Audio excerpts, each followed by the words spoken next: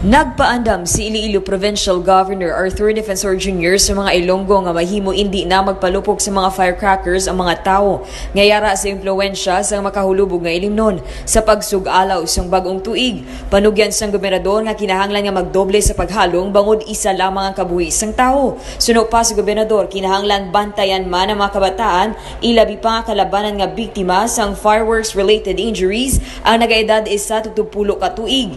Dugang pa sang gobernador kung mahimo mag-usab na lang sang turotot kag magselebrar sa malinong nga bagong tuig. Does the government regulate that? Number one, at least ara na sa lahi ang pwede mo mabligya sa public. Pati ara na ang kadakuon na pero hindi andam kita nga pinapalikaw nato sila sa muna nga may kung may ara nga fireworks display matanaw na lang sila. Pero kapin pa kung nagainom Balita nagikan sa probinsya sang Iloilo. Ini si kabanderang Dane Raffles nagabandera sa matutud nga serbisyo publiko kagalingawan sa Iloilo. Radio Bandera.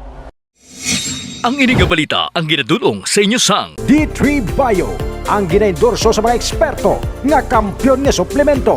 Himo sa gin-extract nga virgin coconut oil nga may antiviral kag antibacterial properties nga sarang makatap na sa mga cancer cells kag mga bukol-bukol sa lawas. Ang D3 Bio, mabakal sa mga butika sa Iloilo.